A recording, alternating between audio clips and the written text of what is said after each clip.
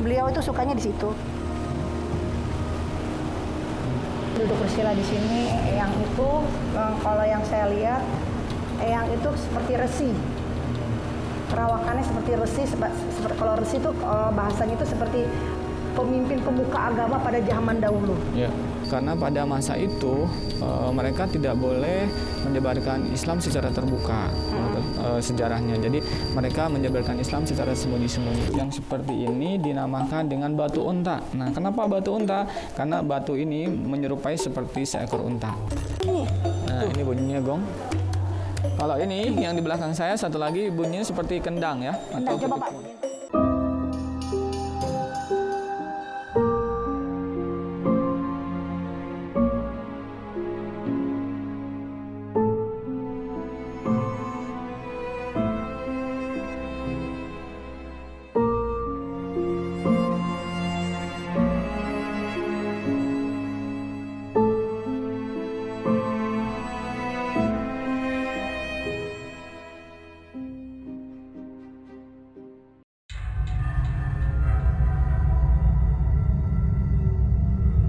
Berbicara mengenai masa kerajaan Pangandaran merupakan sumber makanan para pendatang.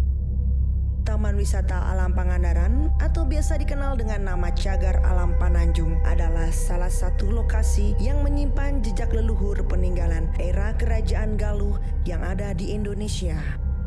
Ya, Gua Panggung, Gua Parat, dan pemandian Dewi Rengganis sudah berdiri sejak lebih dari 14 Masehi dan masih kokoh hingga saat ini.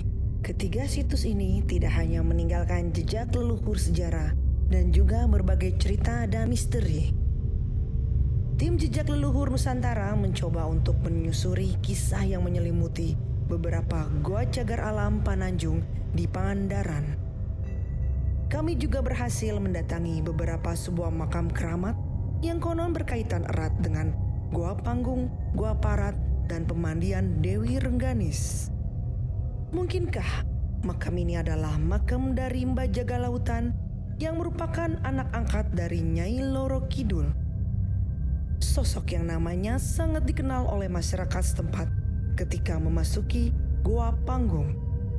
Serta seperti apakah gambaran di masa era Kerajaan Galuh? Menurut cerita pemandu wisata, peninggalan dari salah satu tokoh masyarakat yang menjadi mediator kepercayaan dan keyakinan masyarakat nelayan ortodok leluhur kami, masyarakat nelayan, tentang keyakinan mereka dengan keberadaan Dewi Pengasah Lautan atau yang sering disebut dengan Nyai Roro Kidul. Suasana kota Pangandaran sangatlah cerah dan begitu indah di mata. Sebelum berziarah ke makam Gua Panggung, tim Jejak Leluhur Nusantara meminta izin ke pemandu wisata, yaitu Bapak Taufik. Sebab kabarnya jika ada yang berani datang ke makam Mbah Jaga Lautan tanpa seizin pemandu wisata, maka akan terjadi pengalaman batin yang buruk. Pemirsa Jejak Leluhur Nusantara, sekarang saya sudah berada di Gua Panggung.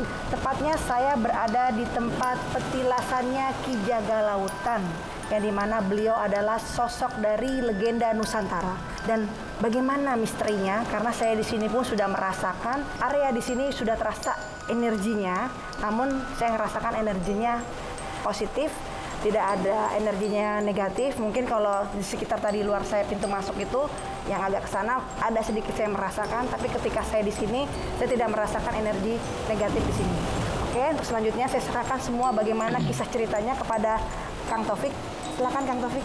Beliau ini tokoh masyarakat yang dianggap sebagai mediator keyakinan masyarakat nelayan Pangandaran, dan kita juga sering melakukan kegiatan ritual setiap tahun pada saat bulan Muharram yang sering dilakukan dan sudah menjadi event agenda kegiatan wisata budaya di Kabupaten Pangandaran, yaitu dengan sebutan hajat laut atau syukuran nelayan.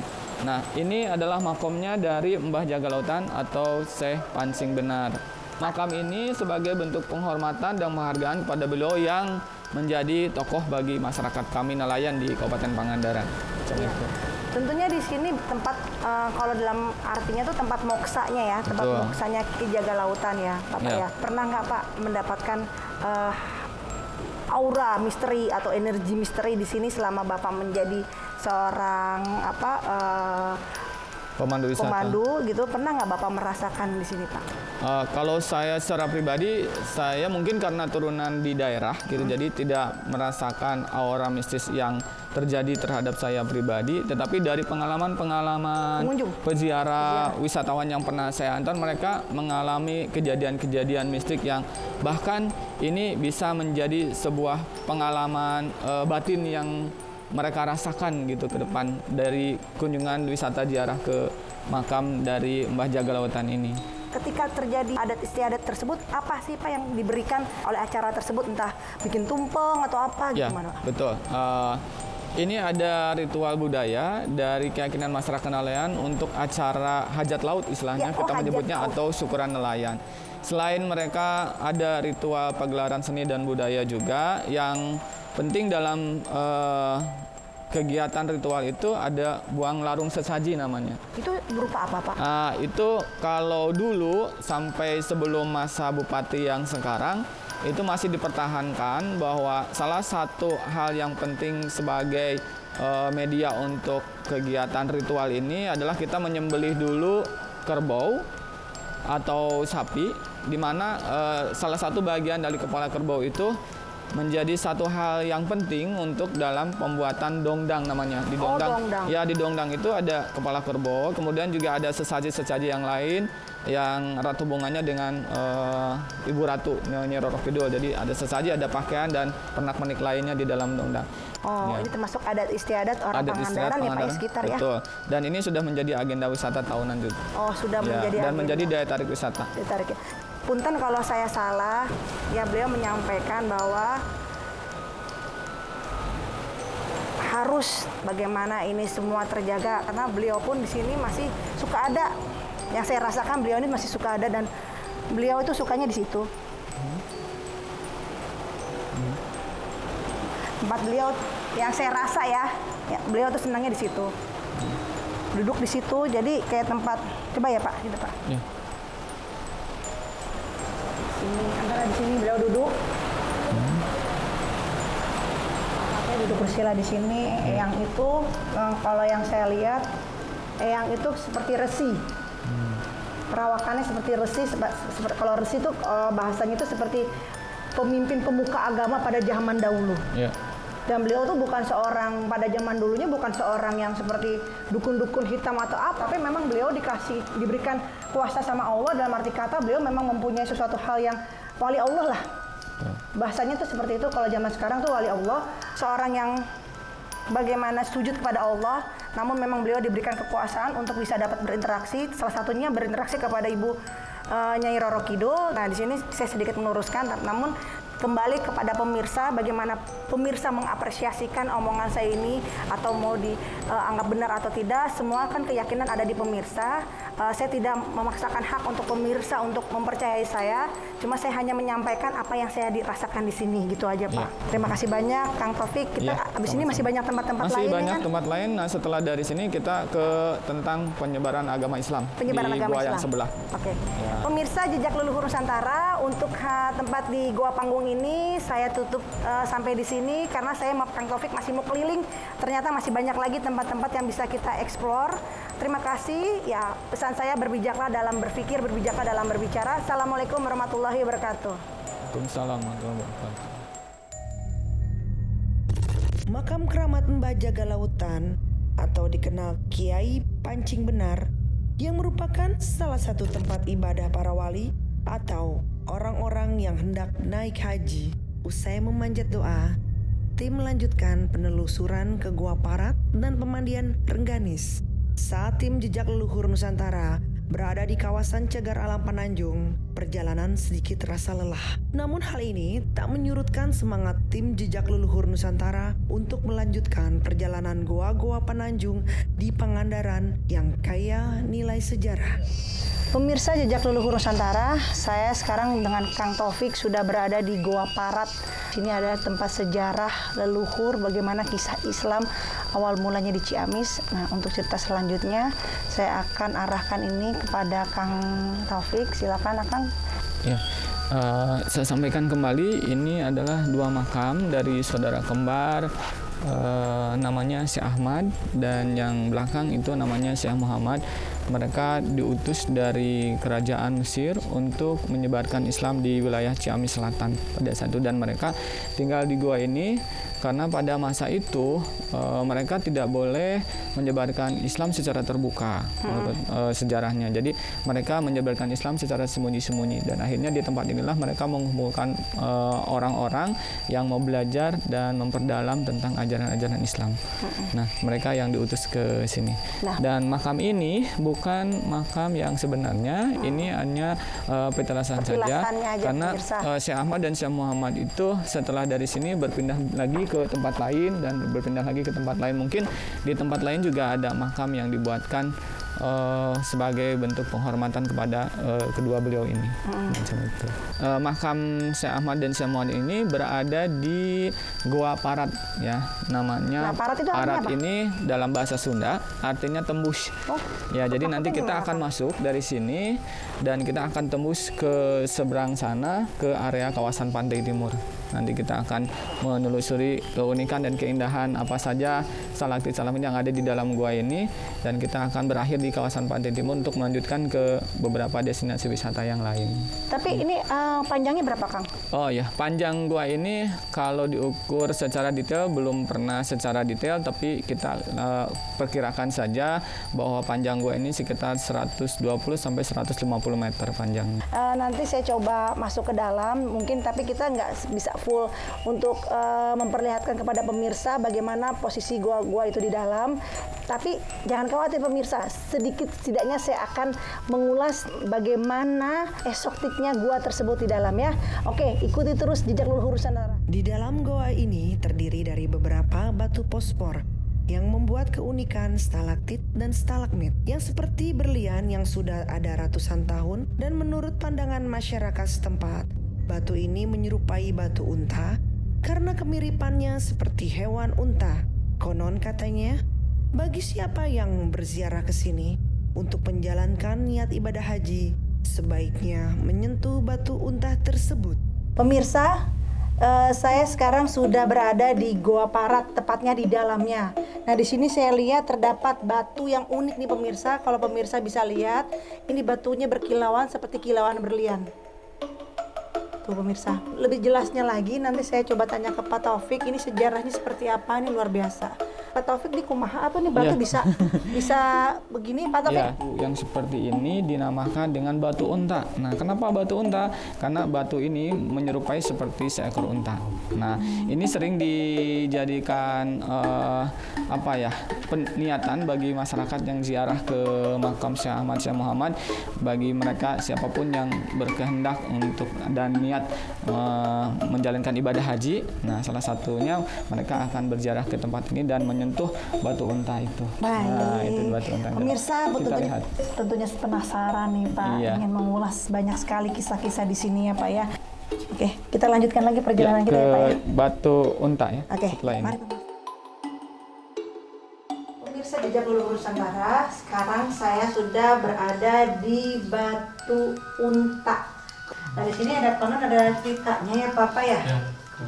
Ini kenapa awalnya bisa berbentuk seperti ini, apa sejak dulu? Ya, ini prosesnya secara alamiah dan ini tanpa sengaja kita lihat, dan ini mirip seperti unta gitu. Hewan dari negara Arab atau Mesir di sebelah sana. Tapi kalau ini tidak terlalu mengkilap seperti yang tadi di depannya, karena ini masih basah dari atap, jadi air masih mengucur sehingga ini tidak terlalu kelihatan mengkilap seperti berlian. Tapi kalau nanti air tidak mengucur lagi dari atas, karena sekarang curah hujan memang cukup tinggi sampai di bulan Maret ini, jadi air masih terus menetes dari atas. Tapi kalau nanti pada musim kemarau ini akan kering, dan percikan atau bukan percikan apa ya, kilauan-kilauan seperti berliannya akan jauh terlihat lebih indah gitu dibanding di musim hujan seperti ini. Pemirsa jejak leluhur Nusantara yang saya cintai, dan semoga kalian semua juga mencintai saya. Nah, saya menemukan sebuah batu jenis kelamin laki-laki dan jenis kelamin perempuan itu. Ya, Ini kan kalau kita lihat kan ini alami, tidak mungkin ada orang yang mahat batu demikian sebegitu niatnya, karena nih batunya kalau saya lihat sangat besar sekali, kokoh dan nyambung ke atas ke dalam gua tersebut gitu kan. Nah, konon ceritanya Kang Taufik, Ya. gimana sih nih sejarahnya kalau ada tiba-tiba batu kayak gini tuh gimana ceritanya? Ini sih ditemukan secara spontan saja ya. Jadi kita mencari sesuatu yang unik yang ada di dalam gua dan kita menemukan oh ini mungkin satu hal yang menarik untuk bisa disampaikan ke wisatawan yang berkunjung. Nah, makanya ini disebut dengan batu kelamin karena batu kelamin kesannya terlalu ya, kita ganti namanya menjadi batu titit sama batu totot gitu. Nah, sering disebut juga sebagai batu jodoh. Nah, kita sering Batu jodoh, pemirsa. sering bikin guyonan nih kepada wisatawan, di antaranya mereka siapa nih yang belum dapat jodoh gitu. Nah, kalau yang laki-laki silahkan pegang batu yang perempuan. Nah, kalau yang perempuan silahkan pegang batu yang laki-laki. Berarti saya nggak boleh Insya Allah deket-deket. kita doakan mereka akan segera mendapat jodoh gitu sih. Berarti saya nggak boleh deket-deket Pak, nanti kalau saya kepleset, nah bahaya kan gitu kan. Dan Ini tetesannya pahatan itu- air secara alami ya, prosesnya alam dan ini butuh proses waktu yang sangat lama untuk terbentuknya stalaktit seperti ini dengan keunikan seperti ini. Nah, Bapak Nah, tadi selanjutnya kita juga akan ke spot yang lain. Di sebelah kanan saya itu ada stalagmit dari bawah akibat dari tetesan air ini membentuk seperti mangkuk. Nah, mangkuk ini akhirnya menampung air dari tetesan dari stalaktit yang dari atas. Nah, ini juga menjadi daya tarik bagi wisatawan yang berziarah ke sana. Biasanya mereka ambil wudhu atau mereka akan melaksanakan sholat di area makam. Mereka akan mengambil air wudhunya ke tempat ini. Oh, baik. Dan di dalam salah satu syuting filmnya Malampir ya, salah satu sekuensi film Malampir ini dijadikan untuk syuting sesi kaca benggala Malampir yang untuk melihat musuh-musuhnya. Oke. Nah, kita lihat sebelah sana. Jadi ini belum termasuk untuk tempat syutingnya Malampir itu ya Pak ya? Ini area untuk syuting Malampir juga. Oke, di sekitar pemirsa sini. Jejak Leluhur Nusantara ini juga dulunya dipakai untuk syuting salah satu film Kolosal Malampir dan beliau pernah melakukan syuting di sini, luar biasa sih, hebat ya. Oke pemirsa Jejak Leluhur Nusantara, ikuti terus langkah saya dengan Kang Taufik. Yeay, sebelah sini. Nah, ada letak.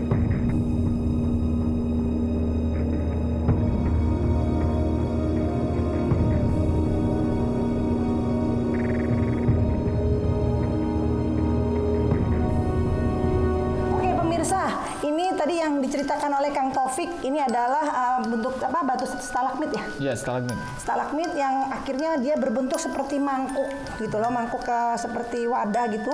Nah dulunya ini memang pernah dipakai nih untuk film Malampir dan ini nih untuk apa, untuk kalau Malampir lagi adegan itu kayak lagi melihat Kaca musuh-musuhnya. benggala namanya disebut. Untuk apa air ini Pak?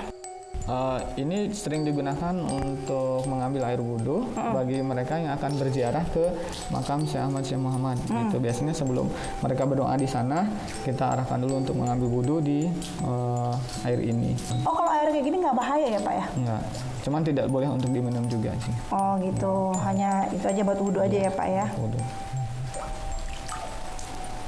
Nggak ada awet muda Pak? Nah, ini juga yang sepertinya menjadi daya tarik kepada wisatawan. Bagi mereka yang ingin cerah wajahnya dan awet muda, boleh cuci muka dengan air ini juga. Gitu. Kita sering seperti itu kepada wisatawan. Iya, itu.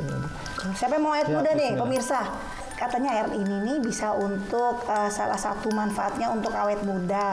Kalau pemirsa-pemirsa mau coba, silakan kunjungi ke Pangandaran, Ke Gua Parat. Ke Gua Parat tepatnya ya. Oke. Coba selanjutnya kita.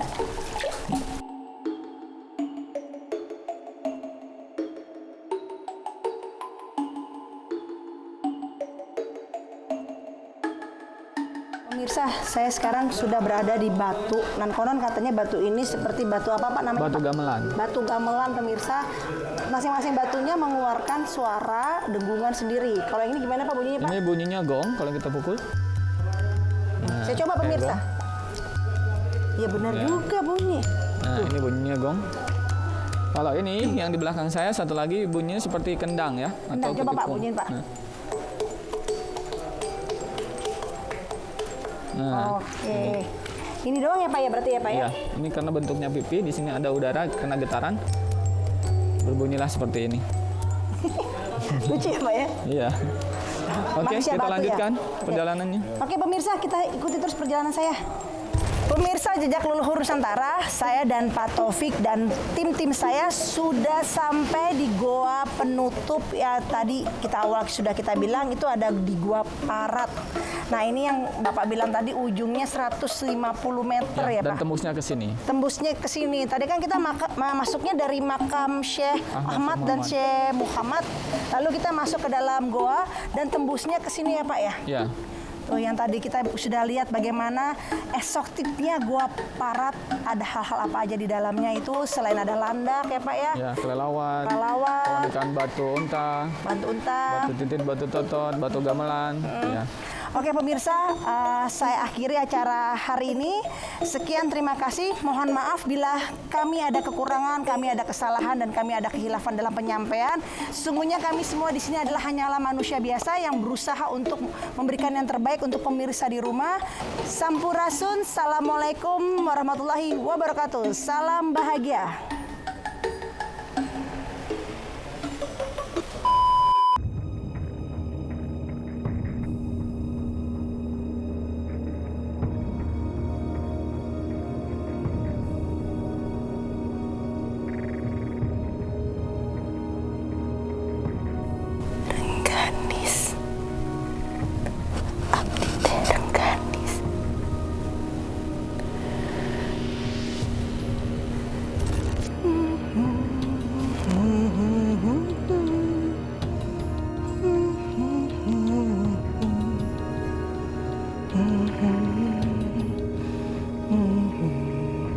Jadi tidak hanya wisata rekreasi saja di sini, tetapi banyak wisata religinya juga ada. Karena ada di sini masih banyak tempat-tempat yang bisa dibilang sakral. 21 ke sana luar biasa. Apa mercusuar dunia di Pulau Jawa nanti?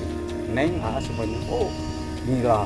Yang Prabu yang di Hulu Salak, yang Prabu yang di mana, yang di Sriwijaya 12, Palembang, yang di Brahmaraja, yang di mana akan muncul.